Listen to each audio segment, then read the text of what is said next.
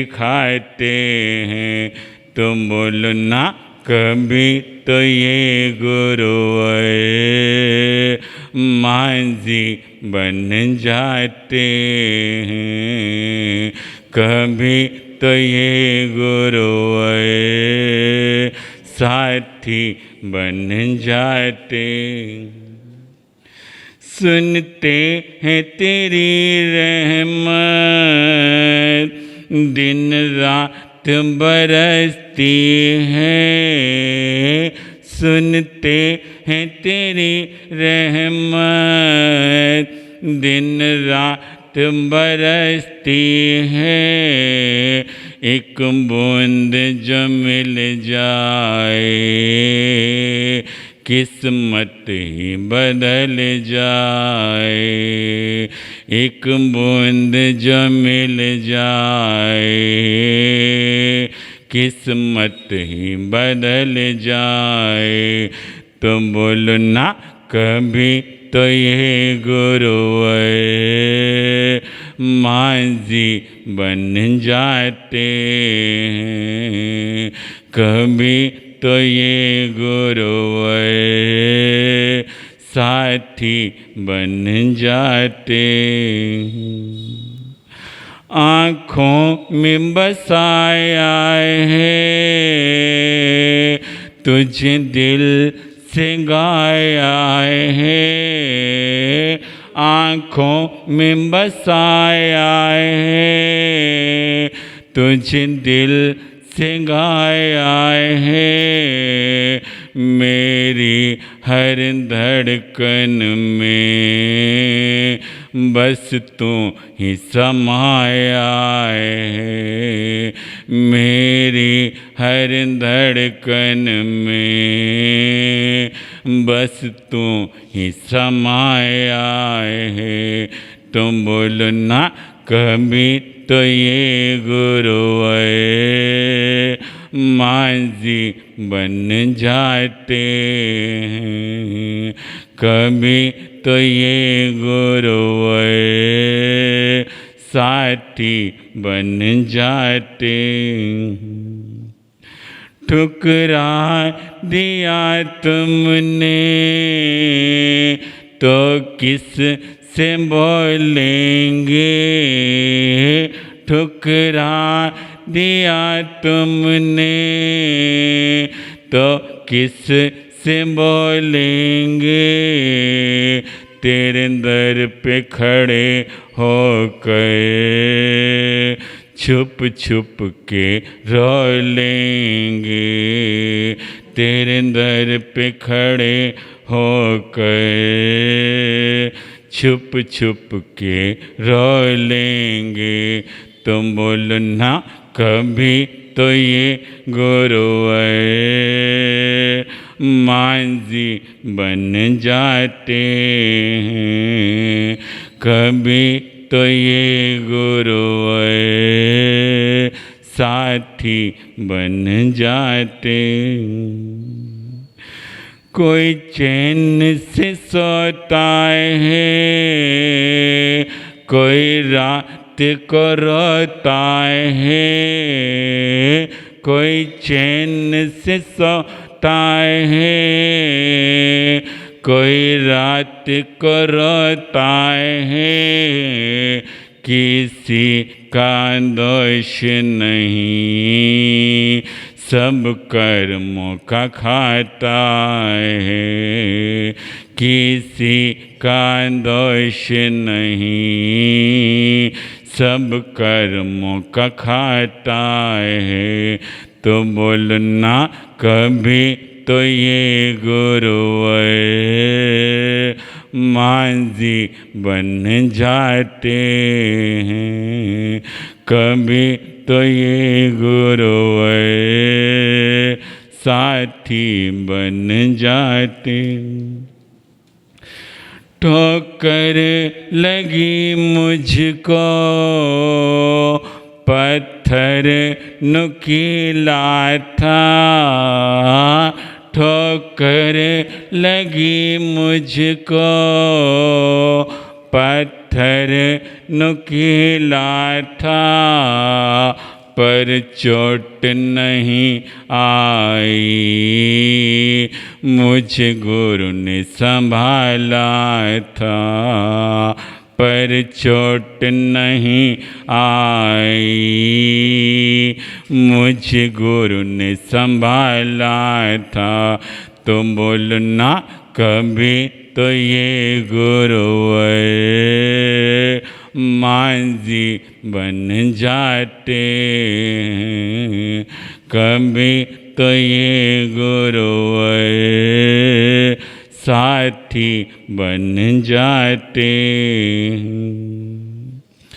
मेरे इस जीवन की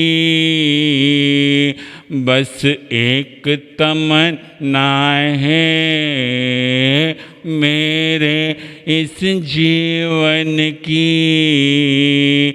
बस एक तमन्ना है, तुम सामने हो मेरे, मेरा दम ही निकल जाए, तुम सामने हो मेरे,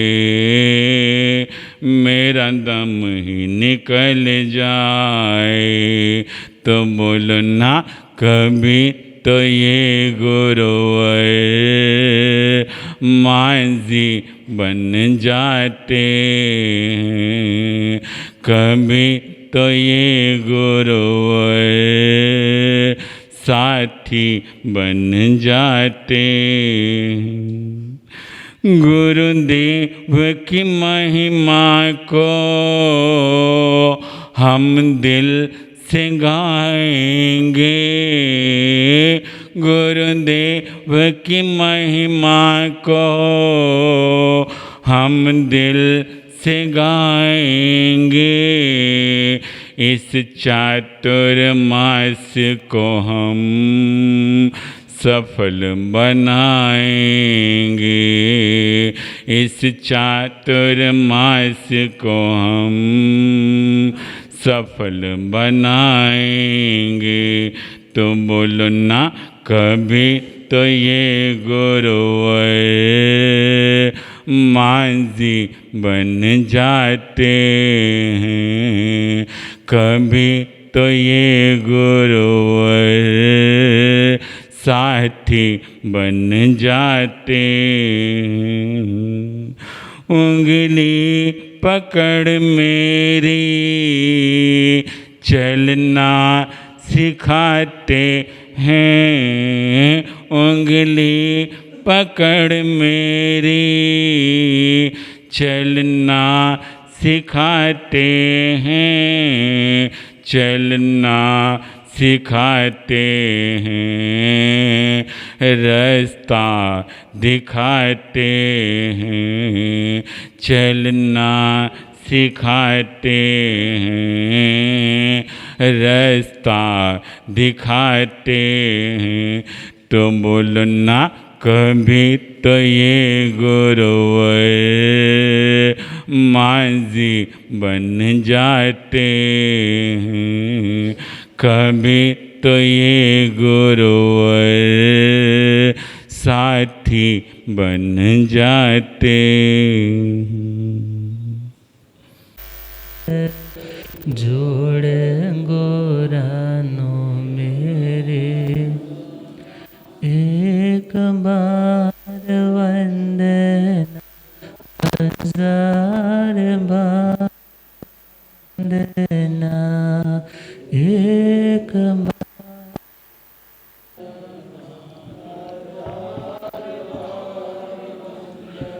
लाख बार वंदना, करोड़ बार वंदना, लाख बार वंदना, करोड़ बार। जी हाथ जोड़े गोरानो मेरे वंदना, जी हाथ जोड़े गोरानो मेरे। डग मंग डो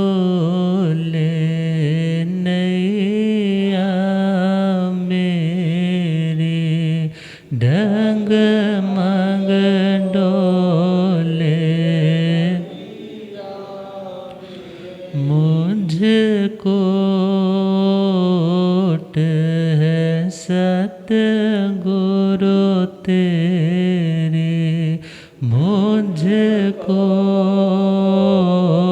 है जियसा भवसागर पार लंघना, जियसा भवसागर पार, जी हाथ जोड़ गोरानो मेरे वंदना, जी हाथ जोड़ गोरानो मेरे। अनंत अनंत शांति के निकेतन शासनपति भगवान महावीर स्वामी के पावन चरणवृंदों में हार्दिक भावना वंदन नमन। मेरे अंधेरे जीवन को रोशनी प्रदान करने वाले परम उपकारी आगम ज्ञान के भंडार, आगम ज्ञाता, आगम पुरुष, जिन शासन रतन, हिमाचल केसरी उपाध्याय भगवंत श्रद्धे गुरुदेव श्री जितेंद्र मुनि जी महाराज साहब के पावन चरण कमलों में एवं पाठ पर विराजे तपस्वी रतन श्री प्रभु मुनि जी महाराज साहब के चरणों में हार्दिक भावना वंदन। धर्म सभा में उपस्थित धर्मानुरागियों, सुशीलवती माताओं एवं बहनों, असीम पुण्यदय से भाग्यदय से आप सबको संतों का समागम और वीतरागवाणी श्रवण करने का सुअवसर प्राप्त हो रहा है। दुखों से मुक्त होने का रास्ता सुनाया जा रहा है और यह रास्ता ऐसी दिव्य आत्मा ने दिया है जो इस रास्ते को क्रॉस करके अपनी मंजिल तक पहुंच चुकी है। और देखा जाए अरिहंत भगवान, तीर्थंकर भगवंत, जिन्हें हम अरिहंत बोलते हैं, अरिह का अर्थ होता है योग्य। अरिह का अर्थ पूजनीय भी होता है, पूज्य भी होता है।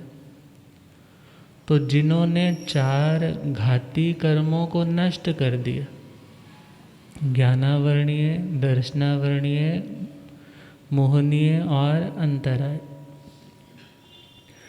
अब वे मोक्ष जाने के लिए तो पूरी तरह से कैपेबल बन ही चुके हैं, योग्य हो ही चुके हैं। क्यों? क्योंकि यह जन्म अब उनका लास्ट जन्म है। यह मृत्यु जो देह के साथ संयोग है वो वियोग में बदलेगा, उसके बाद पुनः कभी यह संयोग वियोग नहीं होगा।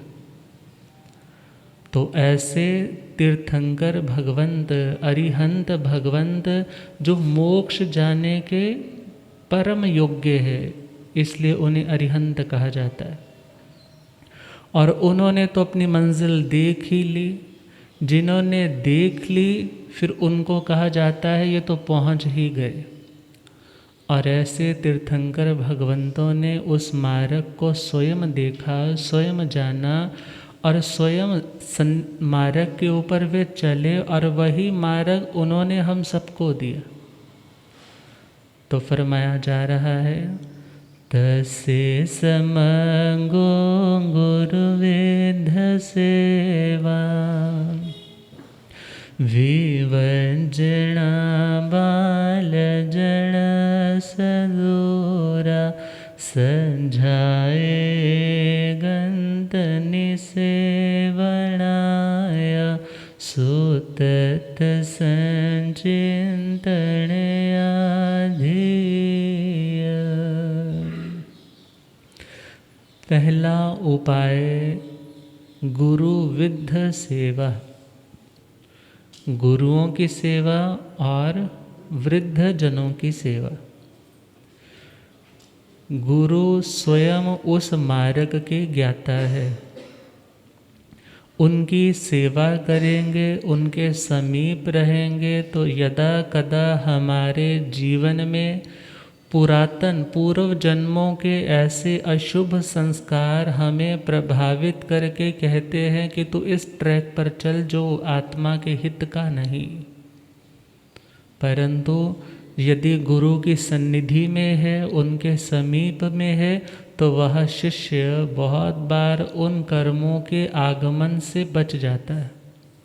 जैसे एक बच्चा जिसे नहीं पता पूरी तरह से कि क्या सही है क्या गलत है, और यदि वह अपने माता पिता के साथ रहता है तो माँ जानती है कि अरे तेरे को तो एलर्जी है, तेरे को तो कोल्ड एंड कफ बहुत जल्दी होता है, तुझे आइसक्रीम नहीं खानी। अब माँ साथ में है तो माँ बच्चे की सेहत के अकॉर्डिंगली उससे हिदायत देती रहती है, ये कर ये मत कर। ऐसे ही एक शिष्य भी गुरु के सामने बेटे के तो समान है, और वे गुरु भगवंत यदि कुछ ऐसा गलत है तो वे उसे समझा करके पुनः सही ट्रैक पर ले आते। उसमें लाभ किसका हुआ? उस आत्मा का स्वयं का हुआ। सेहत अच्छी रहेगी तो लाभ किसका है? उसी बच्चे का है। अब हम विचार करें, गुरु के समीप रहेंगे तो हमें ज्ञान मिलेगा, हमें प्रेरणा मिलेगी, उनको देख करके वैसा बनने की बार बार भावना जागेगी, और जैसी भावना होगी फिर सिद्धि भी उसी प्रकार की होती है, क्योंकि यादृशी भावना यस्य सिद्धिर्भवति तादृशी। आप जैसी भावना भाते हो, भावना का मतलब क्या होता है?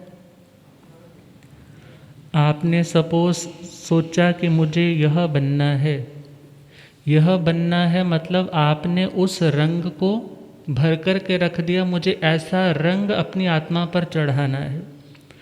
और भावना का मतलब होता है जैसे एक रंगरेज दुपट्टों को कलर करता है ना, रंग डाल देता है, नीचे आग भी जल रही है, पानी भी गर्म है, और कलर उसमें डालने के बाद घुल गया है पूरी तरह से।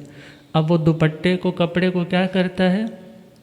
एक बार, दो बार, तीन बार बीच में भी रखता है। क्यों रखता है? क्योंकि जितनी बार डिप कर रहा है उतना वो रंग उसके ऊपर पक्का हो रहा है, चढ़ रहा है। इसका नाम है भावना देना। इसका नाम क्या है? इस दुपट्टे को उस रंग से भावित करना, उस रंग से रंग देना।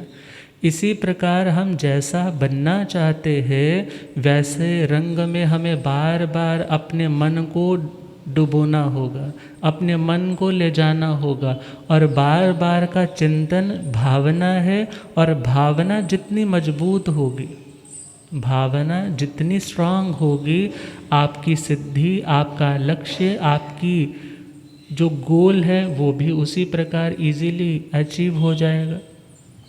तो हम देखें, गुरुओं के समीप रहेंगे तो भावना बढ़ेगी कि हम भी कुछ ना कुछ आगे बढ़े। ये जो गलत है उससे रुकने का, और जो सही है उस पर चलने का अभ्यास करेंगे, और उनकी सेवा करने का भी तो लाभ मिलेगा।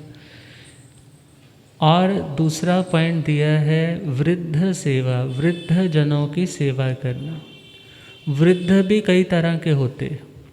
कोई उम्र से बूढ़ा है, और कोई व्यक्ति ज्ञान में बहुत वृद्ध है, बड़ा है, और कोई व्यक्ति पैसे की दृष्टि से बहुत बड़ा है, कोई व्यक्ति लब्धियों की दृष्टि से बहुत बड़ा है, कोई व्यक्ति संयम क्रिया में बहुत बड़ा है। अर्थात जो बड़प्पन है, जो बड़ा होना है, वो कई टाइप्स का हो सकता है। मगर शास्त्रों में प्रमुख रूप में तीन तरह के वृद्ध, तीन तरह के स्थविर बताए हैं। स्थविर का मतलब होता है जो स्थिर होता है। स्थविर का मतलब जो स्थिर होता है। स्थिर का मतलब जो स्टेबल होता है। अर्थात जब हम बोलते हैं ये तो महास्थविर है, ये तो स्थविर महापुरुष है, तो वहाँ स्थविर का मतलब है जो इन्होंने रास्ता अपनाया था, उस रास्ते पर, उन नियमों पर उन कायदों पर ये कायम है अभी तक उस पाथ पर, उस रास्ते पर ये चल रहे हैं, बड़ी स्थिरता से आगे बढ़ रहे। तो हम विचार करें, स्थविर 3 तरह के, एक दीक्षा स्थविर, दूसरा श्रुत स्थविर और तीसरा वय स्थविर। दीक्षा स्थविर जिसकी दीक्षा 20 वर्ष की कम से कम हो गई है, उसे दीक्षा स्थविर, दीक्षा वृद्ध कहा जाता है। और दूसरा श्रुत स्थविर जिसने समवायांग सूत्र और ठाणंग सूत्र का अध्ययन कर लिया है, उस आत्मा को श्रुत स्थविर कहा जाता है। और तीसरा जिसकी आयु 60 वर्ष की हो गई है, 60 इयर्स का हो गया है, उस व्यक्ति को क्या कहा जाता है? वय स्थविर। और देखा जाए उन्होंने कई तरह के उतार चढ़ाव ज़िंदगी में देखे हैं, और उन उतार चढ़ाव में समस्याएं भी आई, समस्याओं के समाधान भी खोजे, ठोकरें भी लगी और ठोकर से आहत भी हुए। और यदि बचे तो कैसे बचे? वो गुरुओं की कृपा, गुरुओं की नसीहतों से बचे। और देखा जाए इतनी बातें आप एक किताब पढ़ कर के कई वर्षों में नहीं प्राप्त कर सकते, जिन बातों का ज्ञान आप किसी वृद्ध गुरु भगवंत के चरणों में बैठ कर के कर सकते हो। क्यों? क्योंकि उनकी एक एक माथे की झुर्री उनके कई वर्षों का अनुभव बताती है। और उनकी बातों में जो नसीहत है वो देखा जाए वो दुनिया की किसी स्टोर हाउस में या मोटिवेशनल स्पीकर्स हम सुनते हैं तो वहाँ पर लगता है इनके पास बहुत ज्ञान है, परंतु जिन आत्माओं ने आत्म उत्थान के लिए अभ्यास किया और जिन आत्माओं ने आत्मा के भीतर उठने वाले तूफानों पर अपना नियंत्रण किया, उन तूफानों में भी वो बढ़ते गए। ऐसे महापुरुषों की बातें सुनेंगे तो हमारी आत्मा को भी स्थिरता मिलेगी, क्योंकि अस्थिरता तो चलती ही रहती है। कभी मन अस्थिर है, कभी स्थिर है, कभी अंदर बहुत डिस्टर्बेंस है, कभी बड़ा पीसफुल सा लगता है। परंतु यदि आप डिस्टर्ब हो और डिस्टर्ब व्यक्ति के साथ ही शेयर कर रहे हो तो वहाँ कोई समाधान नहीं निकलेगा, बल्कि आप और ज़्यादा फ्रस्ट्रेट हो जाओगे। परंतु वही बात यदि आप एक स्टेबल माइंड वाले के साथ शेयर करते हो तो आपकी सिचुएशन को वो समझता है। आजकल काउंसलर की बहुत डिमांड है। काउंसलर क्या करते हैं? काउंसलिंग करते हैं। जिन लोगों को कुछ मेंटली प्रॉब्लम्स, इश्यूज आ जाते हैं, ज़्यादा डिप्रेशन में चले जाते हैं, छोटी सी बात को आहत फील करते हैं, और या जो चाहते थे सो नहीं मिला, और जो है उसको देख नहीं पाते और दुखी के दुखी रहते हैं, ना बोल रहे हैं, ना ढंग से खा रहे हैं, ना पी रहे हैं, पता नहीं कहाँ खोए रहते। फिर ब्रेन वाले डॉक्टर भी क्या बोलते हैं, तुम जाकर के एक बार काउंसलिंग करवाओ, और इस काउंसलिंग के थ्रू ये सारी बातें इसके अंदर से निकलवा देंगे और पता लग जाएगा प्रॉब्लम कहाँ है, और जो प्रॉब्लम होगी फिर उसके अकॉर्डिंगली इसको इलाज, इसको थेरेपी दे दी जाएगी। अब हम विचार करें, वो काउंसलर बड़ा स्टेबल होता है। जो काउंसलिंग करने वाला है वो बड़े प्रेम से आपकी हर बात सुनता है, आपकी बात को समझता है, और सुनते सुनते आपको नए से नया प्रश्न करता जाएगा, और आपके भीतर जो गहरी जमी हुई परतों के नीचे बातें हैं वो भी उभरने लग जाएंगी। और जैसे जैसे आप शेयर करते जाओगे तो उन्हें पता चल जाएगा कि इस बात से आपको दिक्कत है, और आपकी उस दिक्कत को दूर करने के लिए फिर वे पॉजिटिव वे में आपको समझाएंगे, आपको नई से नई सुजेशंस देंगे, और आपको कैसे रहना, क्या आपका टाइम टेबल होना चाहिए, उसके लिए भी आपको सुजेस्ट करेंगे। अब हमें इतना विचारना है, वो व्यक्ति अस्वस्थ मन वाला था, गया और टाइम आने पर स्वस्थ हो गया। इसी प्रकार यदि एक व्यक्ति स्वयं क्रोध में है और यदि किसी क्रोधी व्यक्ति के साथ ही शेयर करेगा तो क्या होगा? वो तो क्या बोलेगा, तूने क्यों नहीं मारी, 2 तूने भी मार देनी थी, तूने जुबान बंद क्यों रखी, तूने भी 4 बातें सुनानी थी। परंतु जो आत्मा स्टेबल आत्मा है वो क्या कहेगी, अरे उसने गुस्सा किया, वो चिल्लाया, वो पागल था। वो क्या था? पागल था, क्योंकि पागल व्यक्ति को तो पता ही नहीं चलता वो क्या कर रहा है। एक नशे में आए हुए व्यक्ति को भी नहीं पता होता कि वो क्या बोल रहा है। माँ को माँ नहीं समझेगा, पिता को पिता नहीं समझेगा, गुरु को गुरु नहीं समझेगा। एक पति है तो क्रोध में पत्नी को पत्नी नहीं समझेगी, और पत्नी है तो पत्नी क्रोध में पति को पति नहीं बल्कि घर का कोई नौकर ही समझेगी। क्योंकि जब क्रोध आता है तो उस टाइम व्यक्ति टोटल मैडनेस जोन में चला जाता है। अब हम विचार करें, वो मैडनेस का वो मोमेंट्री पार्ट आता है, परंतु उसमें नुकसान बहुत हो जाता है। और यदि एक पागल है गली में, सपोज एक आदमी बहुत सालों से यूं ही घूमता है, कभी किसी को कुछ कहता है, कभी किसी को कुछ कहता है, आप उसका बुरा मानते हो? बोलो, नहीं मानते। क्यों नहीं मानते? क्योंकि आपको पता है ये व्यक्ति क्या है। ऐसे ही क्रोध के आवेश में हर व्यक्ति पागल है, और उस पागलपन का यदि हमें शांत रहना है तो उस पागलपन का बुरा नहीं मनाना चाहिए। क्योंकि वही बात गुस्से में बोली जाती है, वही बात आराम से बोली जाती है। और यदि आप यह समझो कि इस व्यक्ति को अपनी समझ नहीं है, ये आउट ऑफ कंट्रोल हो रहा है, मुझे जस्ट इसकी बात को सुनना है, इसकी इस प्रतिक्रिया, इसके इस ढंग के ऊपर मुझे किसी प्रकार से दुखी नहीं होना, अर्थात यह व्यक्ति तो करुणा का पात्र है। किसका पात्र है? दया का पात्र है। जो व्यक्ति पागल होता है उसके ऊपर आपको दया आती है, गुस्सा आता है? दया ही आती है ना। अरे बेचारा कैसे रहता होगा, बेचारा कैसे खाता होगा, इसको बेचारे को तो अपनी समझ नहीं है।